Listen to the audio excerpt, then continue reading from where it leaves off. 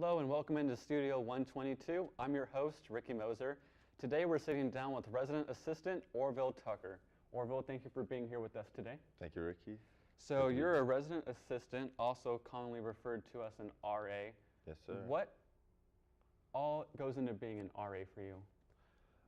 Well, for being an RA, the overall goal is to serve your residents as a student leader. You want to make sure that their needs are being met, whether that's in academics or in their personal life, or if they're new to the school and they need to build a new community, you want to make sure that you're helping them meet those goals. How long have you been a resident assistant here at A&M Commerce? I've been an RA 3 years going now. This is my last year. Last year? Mm-hmm. What year has really been your favorite, would you say? My favorite year, I would say, oh man, it'd have to be probably my first year. First year? Yeah, just because my community director at the time, she was really energetic and really eccentric, and she used to give me a hard time. So she was a lot of fun. So, and I was new to the job, so it was pretty exciting. You mentioned community director. Does that kind of act as a boss for the RAs? Yeah, our community director, she and presently now he runs the buildings and make sure that we're doing our jobs and trying to see what the residents need. So yeah, they're our supervisor. You mentioned that you were an RA now for 3 years. What's the process about becoming an RA? What's the application process like for that? Okay, so the application process, it's changed over the years, and it'll continue to change.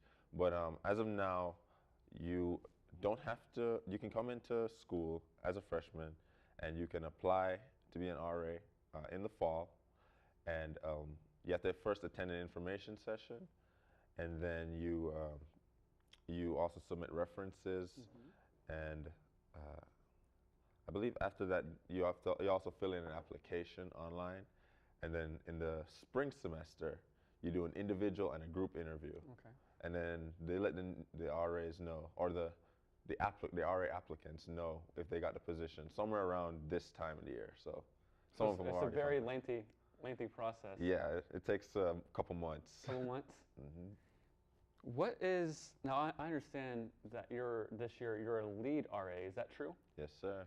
What is a lead RA as opposed to just an RA? Okay, so a lead RA is someone who has been on their specific staff before. So I've been at Smith and Berry Halls for 3 years.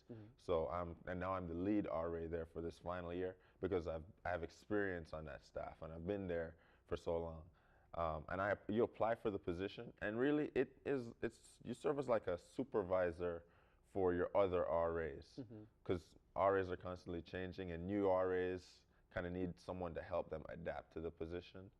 So I kind of serve as their resource for if they need anything, any questions, things like that. Right. So you've only been an RA in the Smith and Berry Halls throughout your entire time? Yeah, for 3 years. And which one are you at right now?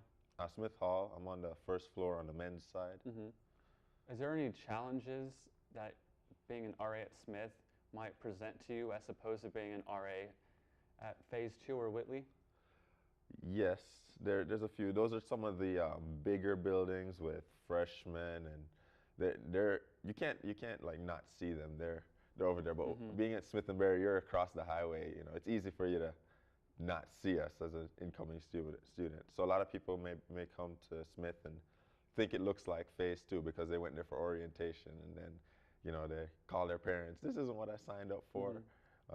But yeah, stuff like that. People get a little shocked when they come over, but you pay for your price. It's not that bad though. If you're just joining us, I'm sitting down with Orville Tucker. He's a lead RA at the Smith and Berry Halls. He's been an RA for 3 years. So let's get right back to it, Orville. So what are some of the challenges that an RA faces that maybe you face personally? Challenges probably in enforcing like policy and things like that. It's not always easy to enforce policy when people are doing things like smoking marijuana or drunk and disorderly conduct. You gotta have to step up and really be a leader at that point. And sometimes people don't always respect what you're doing at the time, especially if they've been drinking. So you have to like step up and So just. how often would you say that you have an instance like that? Like you have a call for marijuana or a call for drinking, underage drinking. How often do you guys get something like that? At Smith and Berry, I would say maybe 2, 3 times. Not that it's not that often. Mm-hmm. So I'm not that often, a month or so. Maybe like once or twice, Okay. a couple times a month. So In your time as an RA, what has been maybe the most bizarre or even the craziest or weirdest thing you've ever come across? the craziest or weirdest thing? Oh man, I'm gonna have to dig.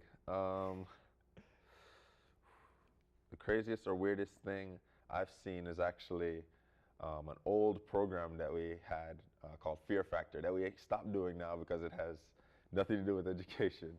But people signed waivers to basically do everything that they do on the show Fear Factor, bob for apples and vinegar and eat bugs and stuff like that. So that's some disgusting stuff. That's the craziest stuff I've seen so far.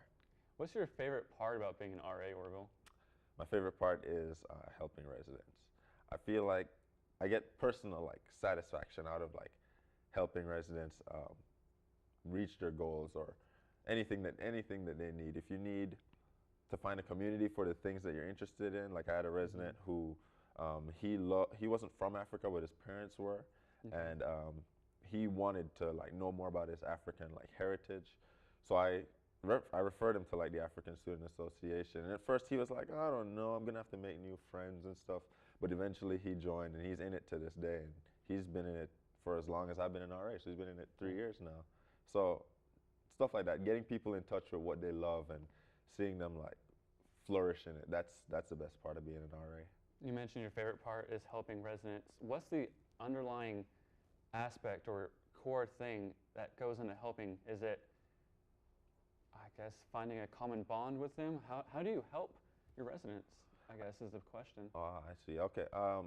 I'd say I usually just talk to them. Just talk to them. That's usually what does it for me. Just talk to them, be genuine and honest, and you're really trying to make connections with these people. It's more than just like a project for you to help someone. You know, you really want to like, if this person doesn't need your help, then that's great. But you know, you want to get to know them, and then if they need your help, then you're there for them. So just being genuine and talking to them. It sounds like a very important but busy job. So what does your week look like as an RA? My week, every week I know I have a deadline on Fridays for programs that I have to host, whether active or passive programs. And usually you have to prepare for those the week before. You have to prepare for the next week, the week before. So you're pretty much preparing all the time because it's every week in the semester. So it's pretty busy. And then the final thought, what would you say to someone who's interested or wants to become an RA? I would say don't do it for the money.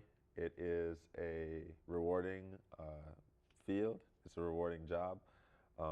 Do it to help students. You really can impact someone's life. And I've had the pleasure of like impacting plenty of people in my position. So apply. All right. Apply if you care about students. All right, Orville, thank you very much. On behalf of Orville Tucker, I'm Ricky Moser here from Studio 122. We'll see you next time.